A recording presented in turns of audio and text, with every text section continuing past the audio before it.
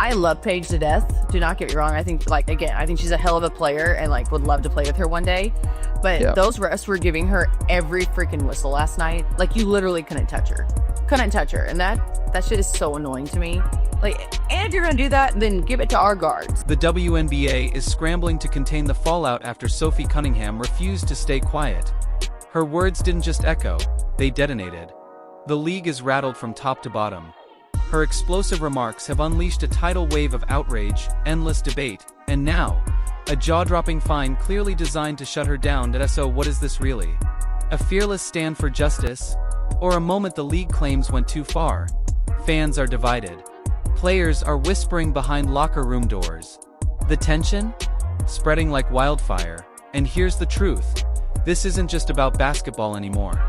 This is about power, accountability, and whether the WNBA has the courage to protect its stars.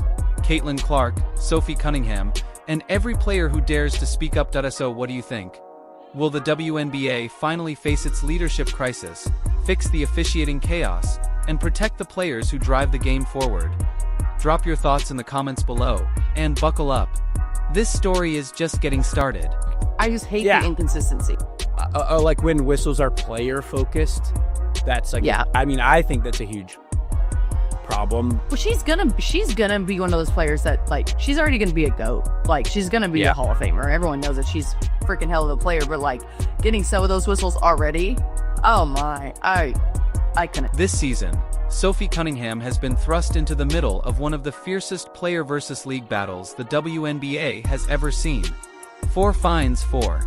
That's not a warning. That's a statement. A direct shot from the league toward a rising star they now see as a problem. It all began when Sophie, disgusted by a game marred with shady officiating, dropped a blunt TikTok calling the referees useless. 30 seconds. That's all it took. And it cost her $500. The punishment was immediate and shockingly harsh. Cunningham posted the video 6 days ago. It shows her lip-syncing lyrics from Sabrina Carpenter's song Man-Child. The caption to the video is, "At some refs." Stupid. Or is it slow? Maybe it's useless. Yesterday, Cunningham reposted the video on X with a caption about the But Sophie didn't back down. Instead, she doubled down on her podcast. Not only did she defend her words, but she went further, pulling back the curtain on what so many players have been feeling for years. Frustration with incompetent, biased officiating that shifts the outcome of games. That bold move came at a price.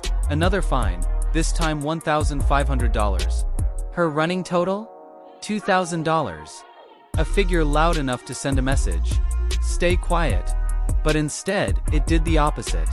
It ignited a firestorm across the basketball world. 7-0 Indiana run. They're within 2 and a foul. This time, Peckers does get the call. I thought this might have been an offensive foul. Howard for the finish. Indiana's considering challenging this call, but they will not, as Peckers gets free. The backlash was immediate. Social media erupted with hashtags rallying behind Sophie. Fans called out the hypocrisy. Within hours, GoFundMe campaigns covered her fines in full. Petitions demanding referee accountability gathered thousands of signatures almost overnight. The outrage wasn't scattered. It was sharp, united, and loud. Why punish a player for saying what everyone else can see? Why protect a broken officiating system while silencing the one player brave enough to call it out? But here's the bigger truth. This is about more than fines. This is a tipping point. A standoff between players and referees, between accountability and silence. The WNBA is standing at the edge of a crisis that could reshape its entire future. Now the question is, does Sophie's courage light the path toward reform? Or does it spark a backlash the league can't control? Turn it to an offensive foul. You could also maintain that it's a foul, but take away the continuation. All of those things could happen here on this call. The interesting thing is, when you get to this point of the play, it is a foul on Boston. But it's because her arm was clamped earlier in the play. I mean, look at that. What can she do there? She literally can do nothing. I don't know how that's not overturned to an offensive foul. I agree with you. That looks a about as clear as it gets. And you saw how quickly Stephanie White challenged. The contrast with other leagues is impossible to ignore. In the NBA, outspoken stars like Draymond Green or legends like Charles Barkley built their careers on blunt honesty. Barkley, in particular, became iconic for saying exactly what fans were thinking, without a filter. And fans loved him for it. That kind of candor isn't punished. In the NBA, it's part of the culture. In the WNBA, Sophie Cunningham is finding out the hard way that speaking the truth comes at a cost. We have no illegal conduct by Euro, so the call will stand as confirmed. This will be also. Indiana will lose their challenge as well as their timeout. One shot for Euro. Thank you. That's stunning to me. I mean, Aaliyah Boston, look at her. Lee puts her one hand down and then pins Boston down with her other arm.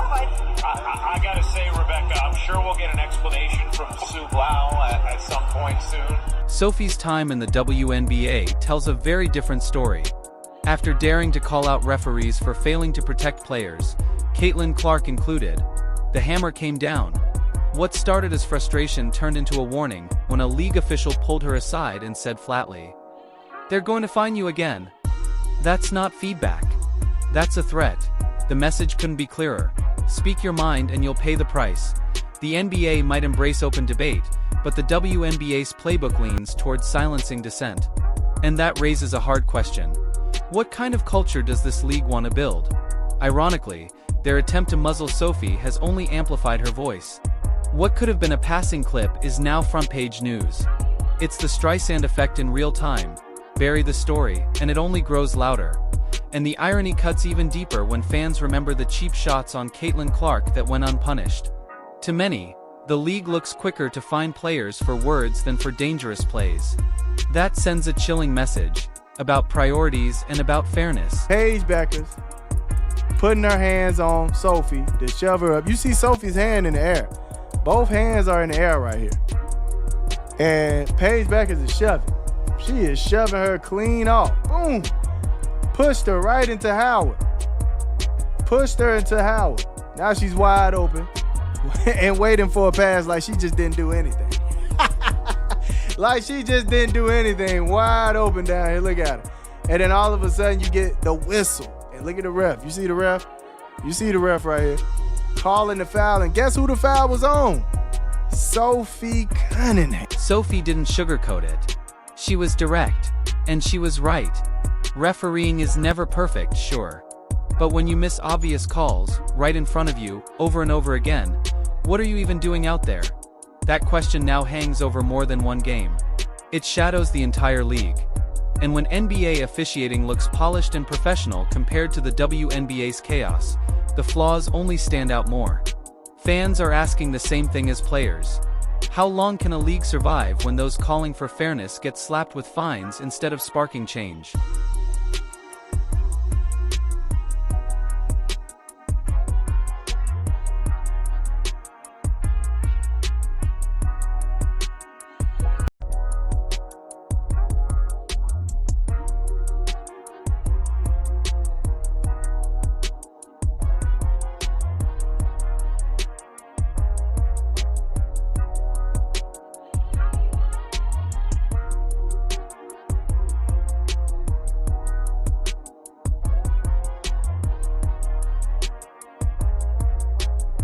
Anyone who's ever left a WNBA game feeling something was off knows exactly what Sophie meant. This isn't about one bad whistle. It's a pattern, an inconsistency that shapes games, fuels frustration in arenas, and leaves players venting in the locker room. And the league's response? Find the whistleblowers. Sure, $500 might not sound huge. But it's not the number, it's the principle. The punishment only made Sophie's fight louder. Her podcast, Dissecting the Fines, dragged the issue back under the spotlight, where the league least wanted it. The debate was now too public, too loud, and too real to ignore. There's like a good handful that it's like, all right, dude. And there's a couple girls in Dumb question. If someone were to say someone called men's basketball their whole life and then went over to women's, would they be expected to call the game differently? just given like the style and like physicality and stuff like that. The real question now is how long can the WNBA keep sidelining the voices calling for change before cracks become a collapse? Sophie's courage didn't just expose one bad referee crew. It exposed a league battling with its own credibility. And if silencing her is just the beginning, how far will the league go to protect its image before the foundation crumbles? Look at how other leagues handle controversy. The NBA leans on transparency, replay centers, public reports, and open discussion.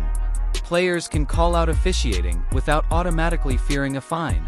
That honesty builds trust, even when mistakes happen. The WNBA, they've chosen the opposite. Punish the critics, not the problem. First $500, then $1,500. But each fine only rallied fans tighter behind Sophie. Petitions, hashtags, debates that refuse to fade. This isn't a hiccup. It's a revolt. A growing stand against a league that seems to want silence more than it wants fairness. Yeah, I mean, I think it was a physical game, you know. I think there's a double standard in how people get their calls. I think Kelsey Mitchell, number one, is held or chucked on every freaking possession and never gets a call off the ball. I think Aaliyah Boston is the worst officiated post player in the league. She never gets a call. And you know, there's a double standard there, certainly. But you know, again, if it's going to be physical and you're gonna allow us to be physical, then allow both teams to be physical. If you're going to call the holds and you're going to call the chucks, and you're going to then call it both ways. So I mean, I think that we've been pretty consistent in what we're asking for, and I didn't feel like it was consistent, especially for those two. I think you could call a foul every time down the floor for those two. The real danger of bad officiating isn't just missed calls, it's broken trust. Once fans start doubting the integrity of the game, and players begin biting their tongues out of fear, that trust becomes nearly impossible to rebuild. That's the cost of the WNBA's heavy-handed approach, and it's a cost that will only grow if nothing changes. The league is now standing at the edge of a cliff, facing a decision that could define its future. Confront the officiating disaster head-on, or keep pretending everything is fine, while alienating the very players and fans who give the league life. This isn't some minor PR hiccup, it's a full-blown credibility crisis. Will the WNBA finally fix its deep-rooted issues or continue punishing the voices calling for reform? And more importantly, who's really pulling the strings behind this crackdown? Whatever happens next won't just be a turning point, it could redefine what the WNBA stands for. And here's the absurd part. Only in the WNBA can you get fined for simply talking about your own fine. That's exactly what happened to Sophie Cunningham. On her podcast, she revealed how her general manager pulled her aside, right in front of the team, to tell her she'd been hit with yet another penalty. No profanity. No personal attacks. Just honest criticism of officiating. Sophie even acknowledged that many referees are skilled, and that the job isn't easy. But that didn't matter. The disciplinary hammer still came crashing down. I have the biggest issue about the female sides of refs is like, they're so emotional.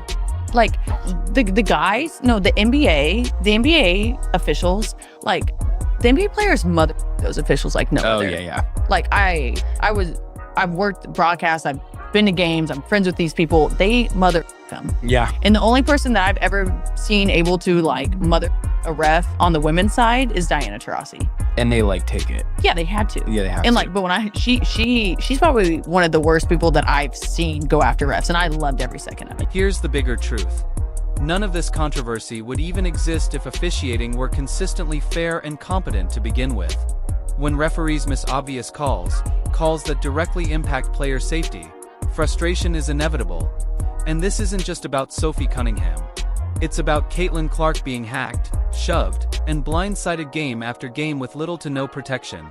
It's about the Indiana Fever fighting uphill battles not only against opponents, but also against officiating that feels arbitrary at best.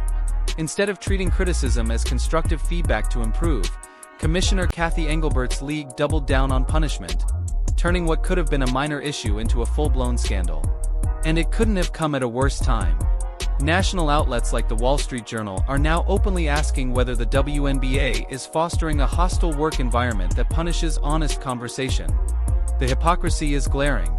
Dangerous cheap shots, like Marina Mabrey's blindside hit on Clark or Dejanai Carrington's near-eye poke, get brushed aside with little consequence. But the second Sophie points out that refs aren't doing their jobs, suddenly, the league finds its backbone and enforces discipline with military precision. It's like ignoring a 5-alarm fire in the living room, while scolding someone for spilling coffee on the couch. The league's priorities aren't just skewed, they're upside down. And every time the WNBA chooses to police words instead of protecting its stars, it erodes the trust of both players and fans. Like the refs, and I'm not saying they're emotional, like the men and women, it doesn't matter the gender. On our side, they are too emotionally invested and they can't take it. And I'm like, is it new to the WNBA that you guys are like maybe talking more shit back to refs, or has that been a thing forever? oh, it's always been a thing. This uneven enforcement leaves both fans and players asking, where do the WNBA's true priorities lie? Sophie gets fined for a measured, respectful podcast comment, while Caitlin Clark takes hit after hit on the court without protection. Over 2 seasons, not a single fine has been issued for those blatant fouls. The disconnect couldn't be clearer.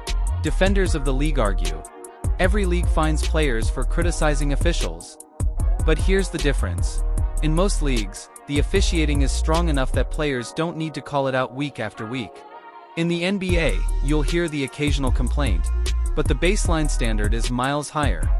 That keeps the conversation focused on improvement, not survival. When another league's refereeing looks flawless by comparison, it's a flashing sign that your system is broken. Fixing that root problem should come long before silencing the players pointing it out. And let's be clear, Sophie's remarks weren't some unhinged rant. She didn't insult anyone. She didn't name-call. She didn't attack anyone's character. She simply said what thousands of fans were already thinking. The referees aren't doing a good job. That's it, but instead of saying, we hear you and we'll work to improve, the WNBA fined her, sending a different message. We care more about optics than outcomes. That's the hallmark of a league stuck in defensive mode, not growth mode. And if anything, it backfired spectacularly. By fining Sophie, the league only amplified her voice.